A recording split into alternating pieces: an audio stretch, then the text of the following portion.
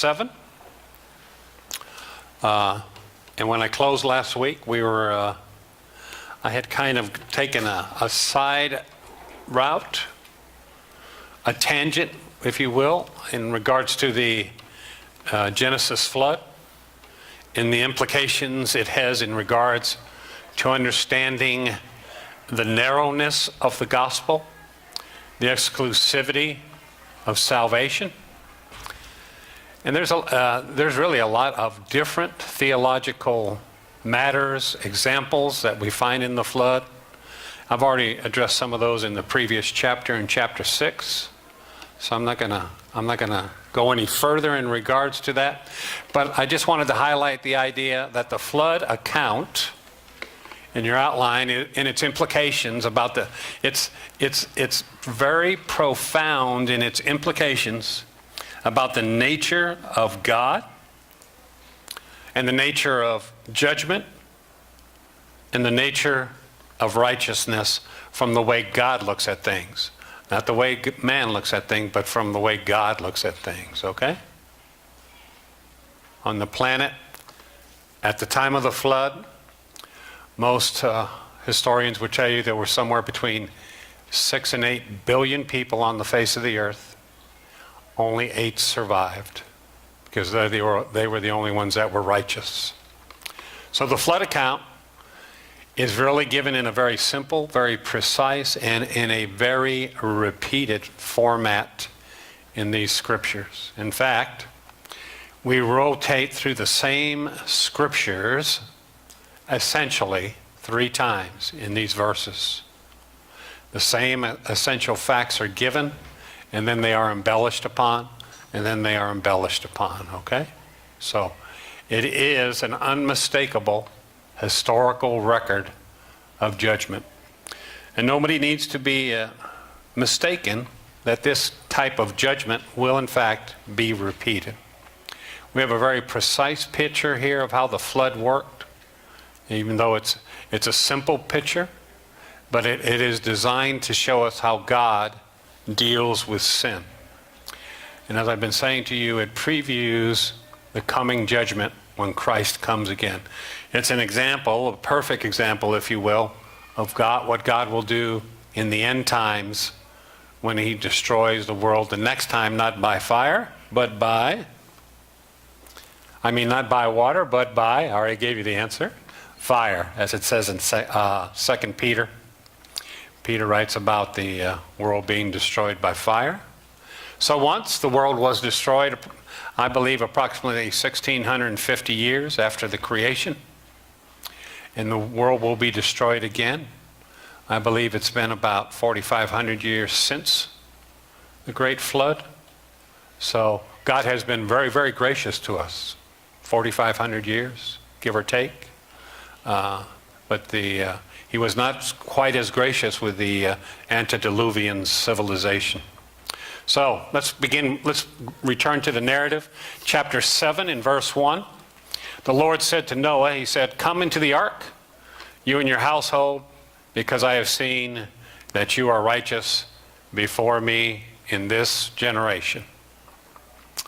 Now, prior to this generation, there were righteous people, correct? We know some of them. Enoch was righteous. Adam would appear to be righteous after he had his sin covered, probably Eve as well. There was Seth.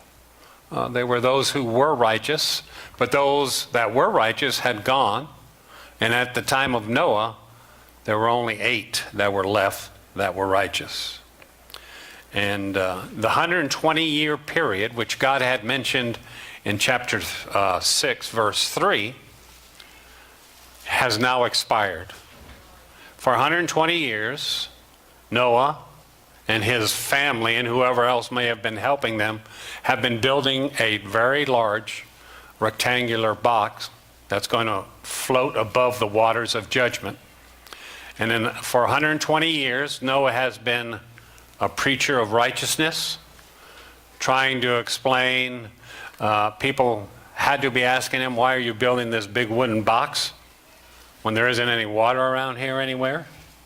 And so he preached about judgment, the judgment that was to come. He told them what the Lord had told him. And if you preach about judgment, what else do you have to preach about? Had to preach about sin, about sins in people's lives.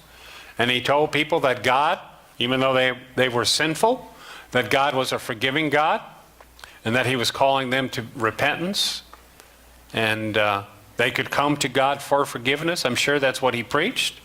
And nobody listened. 120 years.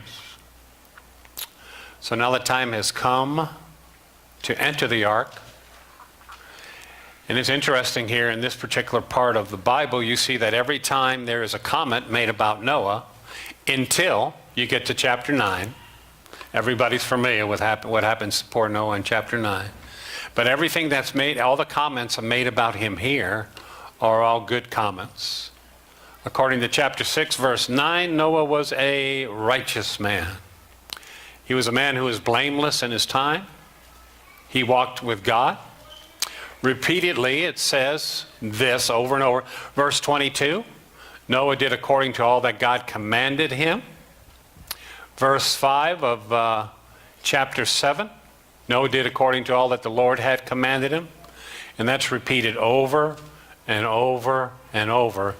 In your outline, the word is obedience is evidenced in his transformation. By that I merely mean that this is a righteous man. He has been transformed into a righteous man, and his righteousness, his obedience is evidence of his righteousness, I should say. So you have all of the future of humanity and all of the future of the animal creation is going to be under one roof. All of the animals and the 8 human souls on the ark. And as I mentioned last time, I've tried to show you, you had these pairs. Most of the animals were just a single pair, male and female. You might think, well, it was hard to get those elephants in there. No, it wasn't, because they were little elephants, baby elephants, I believe, giraffes. Some animals you have 7 pairs, those that are clean, those that will be used for sacrifice, and the family of Noah. And in that grouping of animals and people, we reviewed last week the scientific genetic data that says that everything that exists on the face of the earth today could have come from those 8 people and from those animals. All right? You know, we belabor the point of race relations in this country. We're all from one race. We're all descendants of Adam and Eve, and then Mr. and Mrs. Noah. So God says that he tells Noah, the reason you got to get on the ark is, and that's in verse 4, what's going to happen? Well, he says, after 7 more days, I'm going to send rain on the earth for 40 days and 40 nights. Now, I mentioned also earlier that this couldn't happen today. The hydrological conditions on the earth today would not allow for that. But prior to the flood, the conditions were very, very different. And if you look in chapter 1 of Genesis, in the creation story, if you can see in verse 6, it says that God said, let there be a firmament. Another word for firmament is an expanse in the midst of the waters. So let there be an expanse in the midst of the waters, and let it separate the waters from the waters. So God made this expanse, and he divided these waters under the firmament from the waters which were above the firmament. And that is how God designed water to function prior to the great flood on the evening and morning of the second day. So on the second day of creation, God took the water and he separated it. Some of the water was below the heaven. Okay? There was water on. There's really 3 areas of water. What I call the canopy, because I don't know of a better way to refer to it. There's the canopy, there's the water beneath the earth, and I believe there's water on the earth since they were fish. So we have these 3 areas of water, and like I said, I'm not a scientist. so I don't know all the terminology to use. I think a canopy kind of explains the water that was in the heavens. Yeah, the word canopy, and that's probably where I got it when I read it in that book.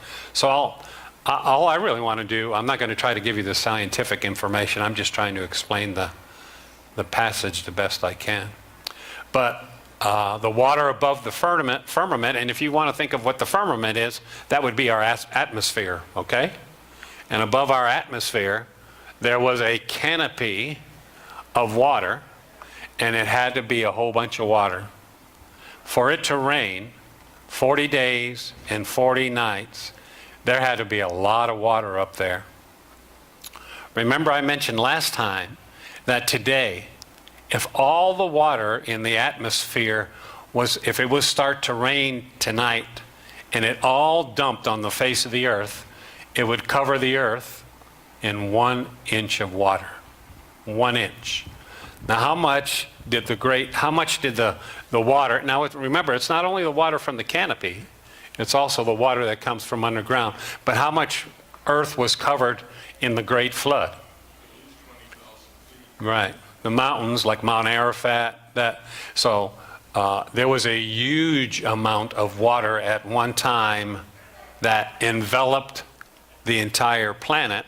And there's a lot of conjecture, there's a lot of scientific writing about that, about problems with the barometric pressure, and with the sunlight coming through, people would get cooked like they were in a microwave, and et cetera, et cetera. And, all I know is, I know what the Word of God says, and I know God could work it out. I think probably that in some ways the ultraviolet light was dampened. I think that's why people live so long. People were living for 1,000 years. People don't live anywhere near that long. But what God did when He designed the planet Earth in creation, the way He designed it, what He wanted to do was, in your outline, He wanted to create a perfect environment. So the water that was up there, and we know the water didn't obscure the light because we know people could see the sun, the moons, and the stars. But in water, as water is, it was transparent, even though it was thick, a thick canopy. But God developed an environment that was the perfect environment. After all, originally, Adam and Eve were in the Garden of Eden, a perfect environment. So, but you can read a lot of different writings in regards to the canopy and the moisture on earth and all of those type of things.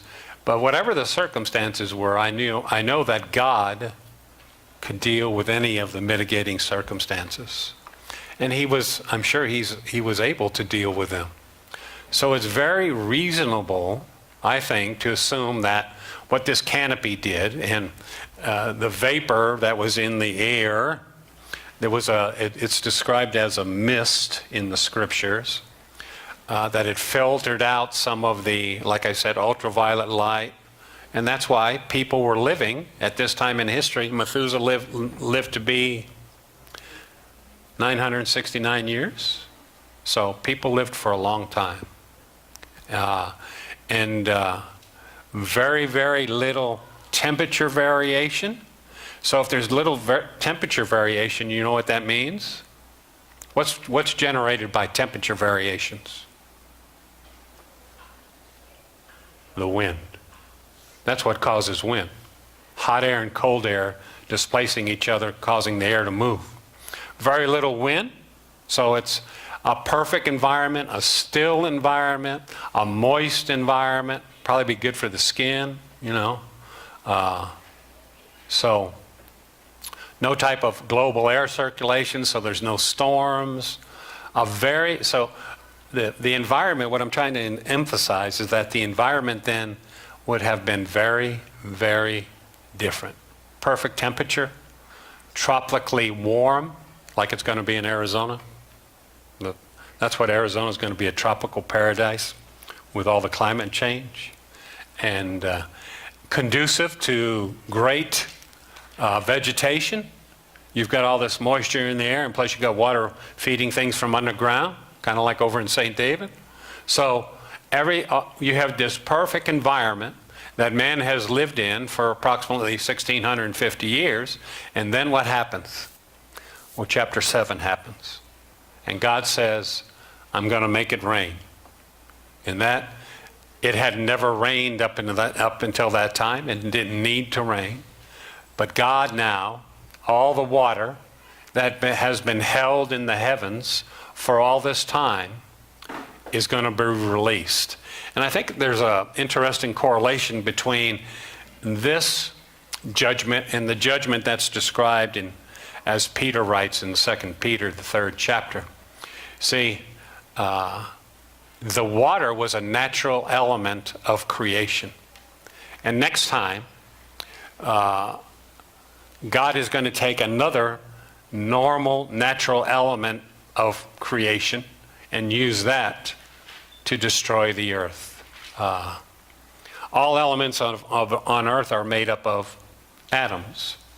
And when you read the references in the Word about the second destruction of the earth, there's a very strong inference that the atoms that hold everything together in the universe are going to be split apart. And we know what happens when atoms get split apart, right? Yeah, a lot of energy. That's what atomic bombs. We also know it can be used to generate electricity, but so just as with the antediluvian world, the pre-flood world, the instrument of destruction that's was used then was water. The next time it'll be an atomic type destruction. They estimate an atomic bomb that it's only like 1% efficient. Yeah. The rest of it's fallout. Yeah. So when the elements dissolve, it's going to be like a universe-wide atomic explosion. Yeah, the whole universe will be torn apart. And God here in the first judgment says, I'm going to make it rain. And in that rain, in verse 4, he says, I will destroy, or some versions will say blot out. That means to remove. The Hebrew means to remove from like a skin. And the word in Hebrew is kol yakim. Kol, K-O-L, means all. Yakim means to exist. So all that exists will be blotted out or destroyed. So what that means is the earth is going to be stripped of everything. All animals, all vegetation, all plants, whole forest will be rooted in the cataclysm, which is the flood. The forest, they'll be uprooted, carried away. That's how they end up being buried under sediment to make coal beds. And that judgment then will mark the end of the first creation and give us a preview of the greater judgment which is to come.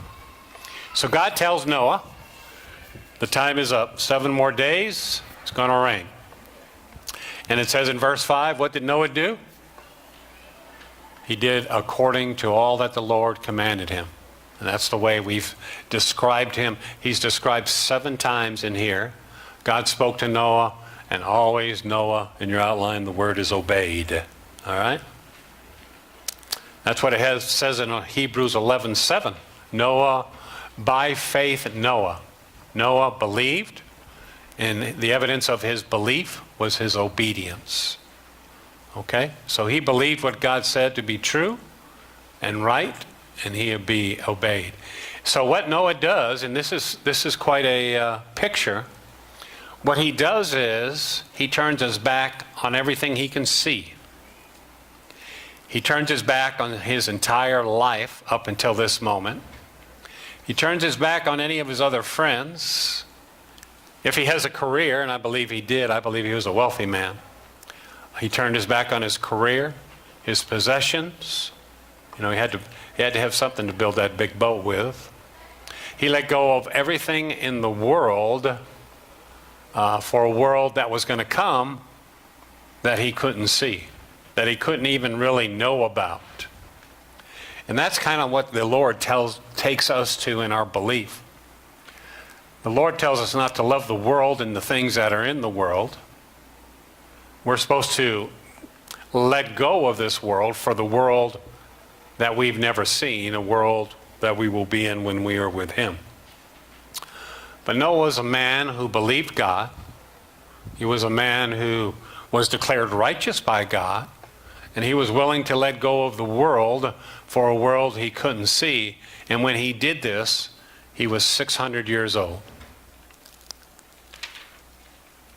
If he had a good retirement plan, he probably had a lot of stuff by the time he was 600 years old.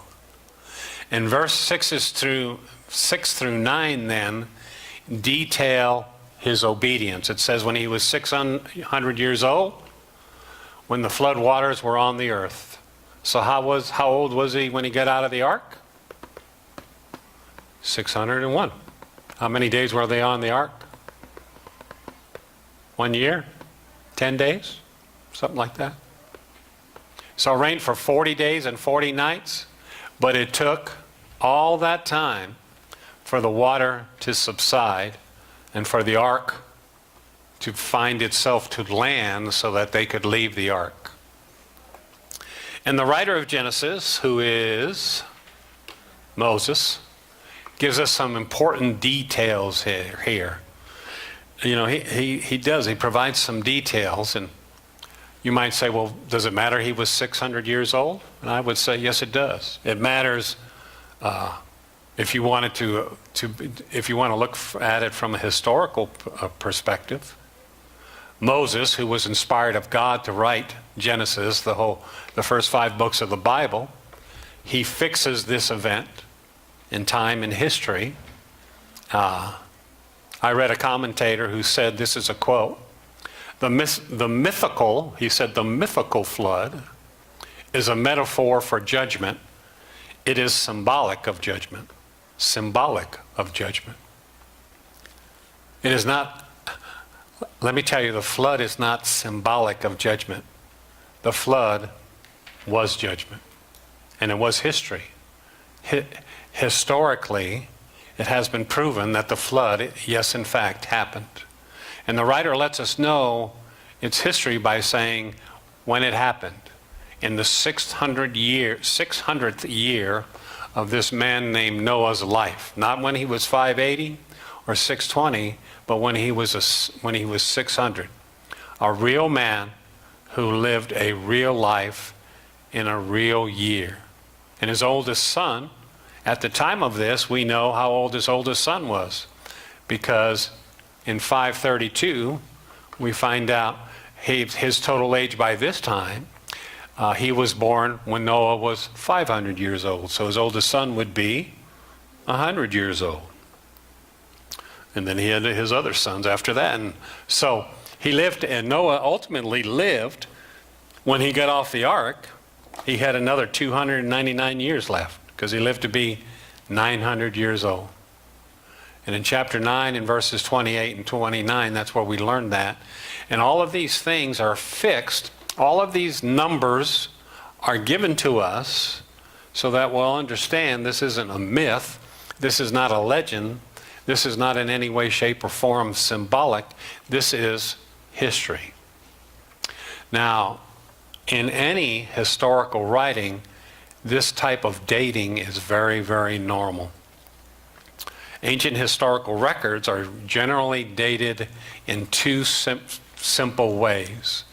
One way is by a point in a significant person's life, especially if they are a king or a ruler.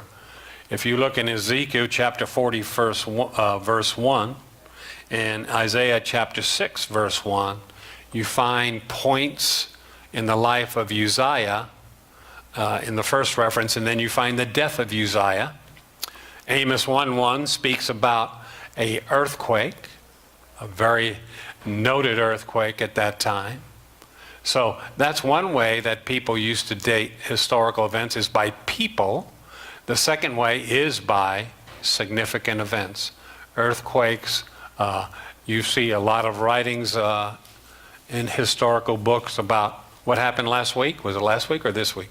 This week. What happened on Monday? The big eclipse. I had people sending me email. They were worried the world was ending. They were.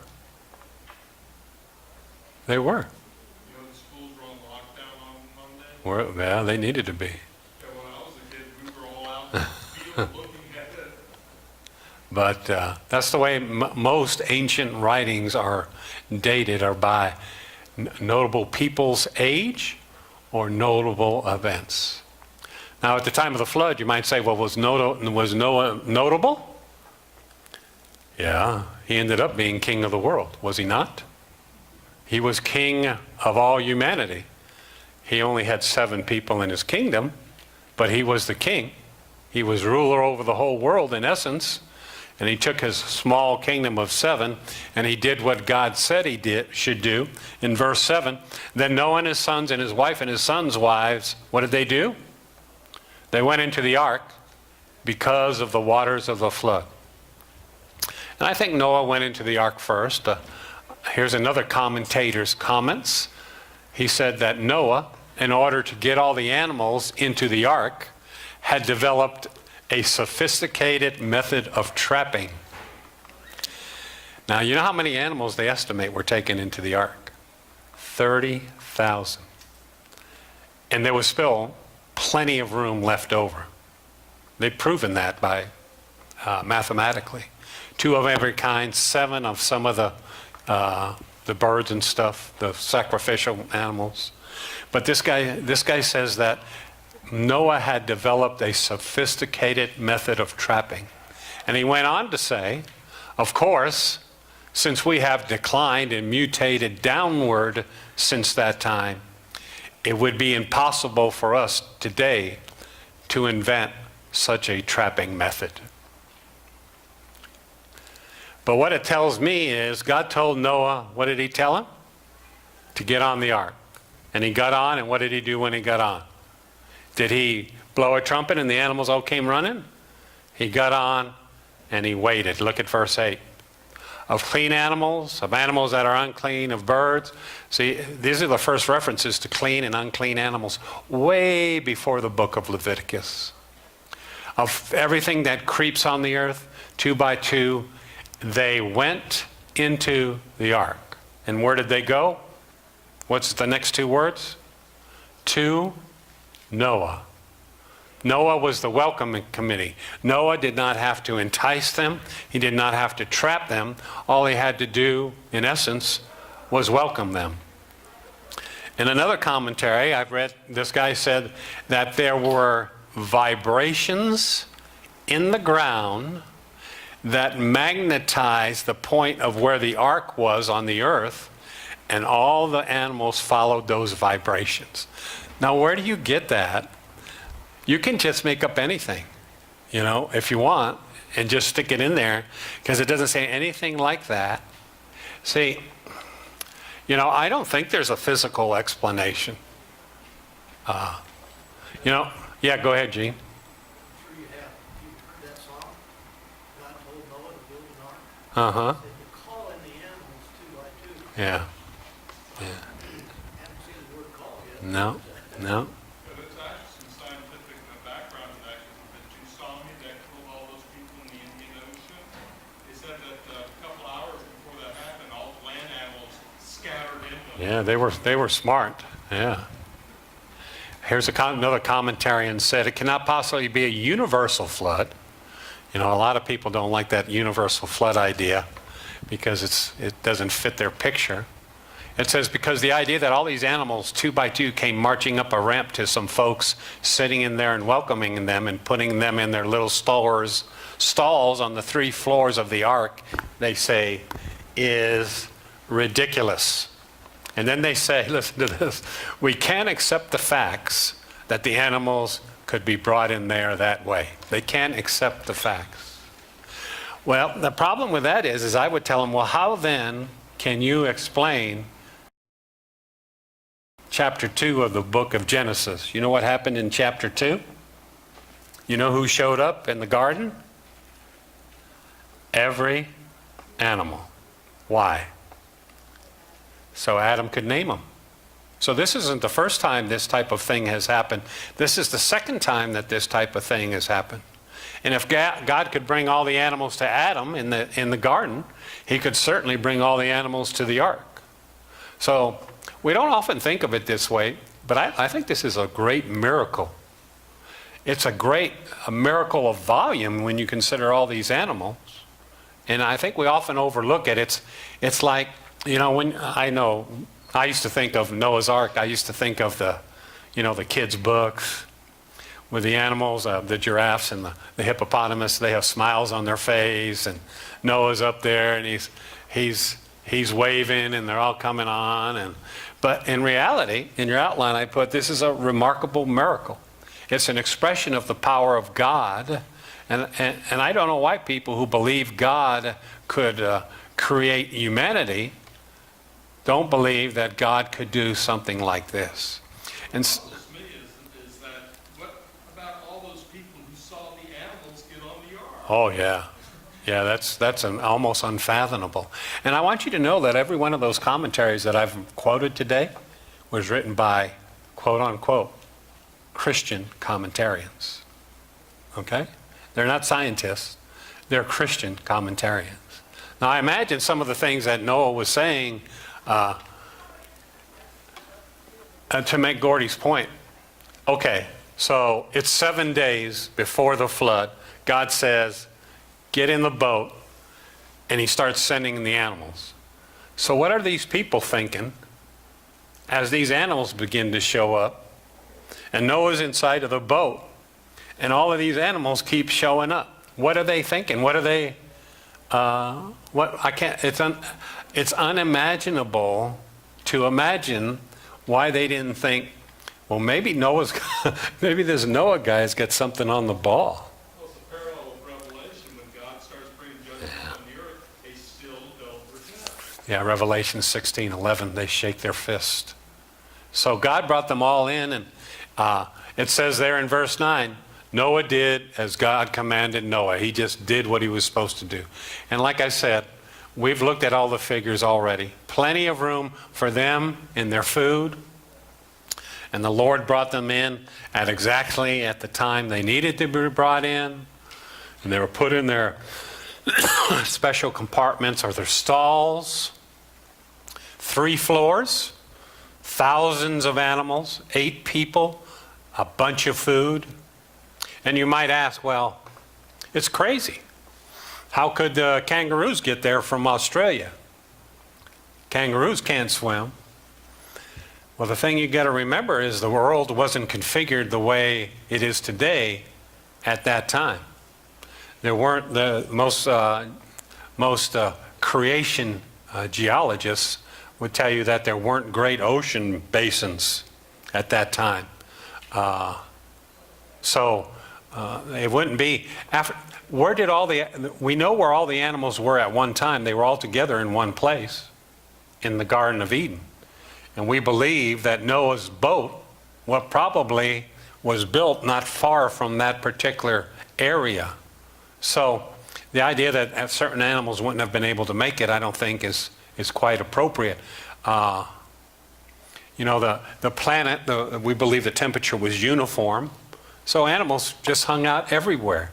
They were comfortable everywhere. And then you might think, well, after the flood, how did the kangaroos get from Mount Ararat to Australia? Well, there was a lot happened after the flood. Okay? I believe, and I think Morris believes, that there was an ice age after the flood. And because of the ice age, there was a large polar caps on each end of the earth after the flood, generated by the flood itself. And so a large portion of the waters went into those 2 caps. So you had these great expanses of land that you don't have today. And you know what kangaroos are, don't you? Yeah, do you know what family they're in? Rabbits. Kangaroos are big rabbits. Did you know that? They're part of the rabbit family. Say rat or rabbit? Rabbits.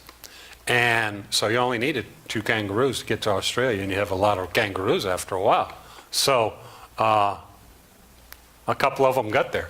And then So, there used to be different land marks, land bridges, all these type of things that lead up to there being extremely easy to understand how these things could have all happened. All right? Now we've got oceans that are actually higher than the mountains. Back in those days, some of the seas were merely feet deep, very, very shallow. So, and one thing I do know about all of these things, I know that God can do whatever God wants to do. However God needed to get the things done that he needed to get done, he was able to do that.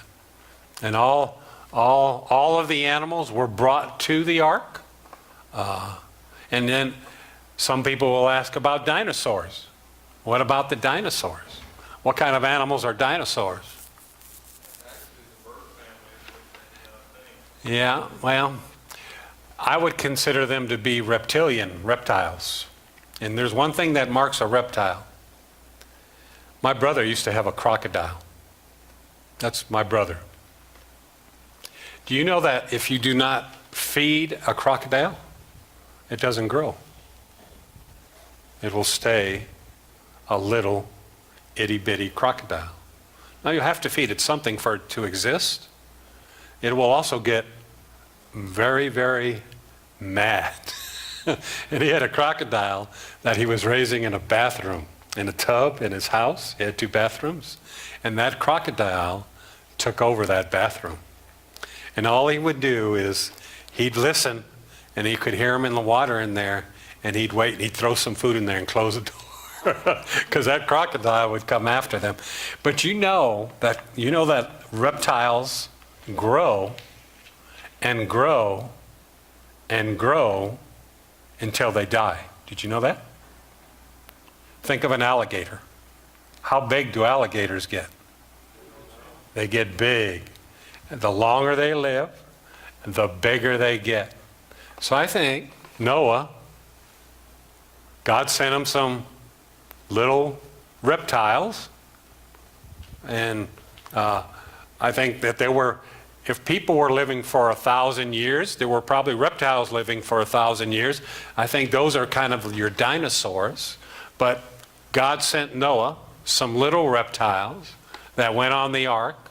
And after the flood, since things after that didn't live as long, you don't have things growing as big, especially in the reptilian family. You still have things, Leviathan is probably, in the book of Job, is a very large sea-type reptile. I actually saw a picture of a Japanese stamp that documents that a Japanese fishing ship caught one of these things. Yeah. It was big. But, so I think that there were some reptiles on the ark. There's nothing that I have read that the critics write, and the critics write a lot of things about the flood. There's nothing that I've read that would in any way, shape, or form disprove the flood. All right? And one of the facts is that all these different opinions come from very intelligent men. Oh, yeah. Very intelligent men. Men that usually, though, don't have a need for God in their lives because they're so intelligent. All right. Questions? Comments? Anybody? You're talking about the weather. In the flower business, we notice that if there's a drastic change of weather, it's really hot or really cold, people die. How's that for trash? Yeah. Oh, yeah, but now you're saying when it gets real hot or real cold, people expire. That's a... Stories by missionaries in Papua New Guinea, there's still pterodactyls that have been sighted in that area of the world. Yeah. And the weather's just Big. perfect for 'em. Big reptiles. Anybody else?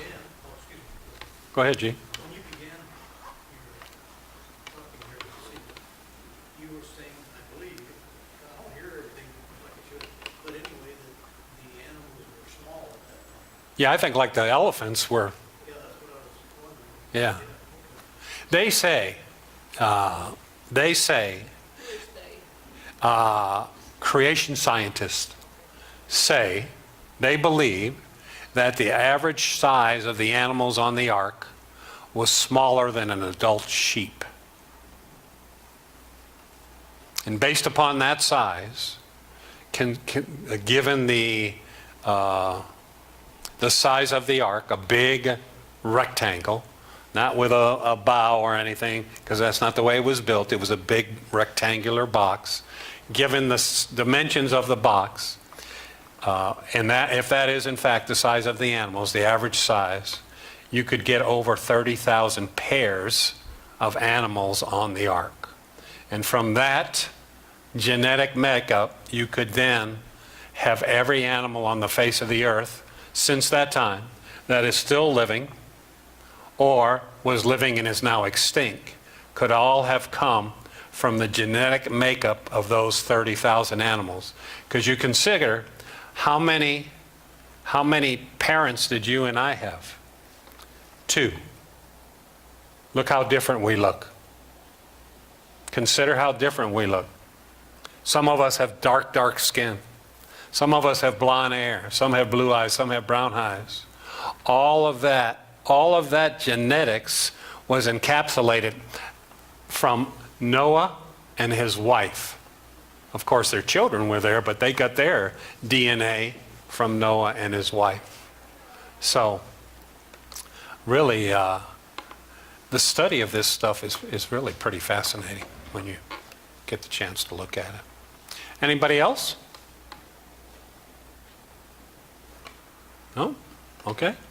Let's stand. Nobody else? No? Let's stand and join hands.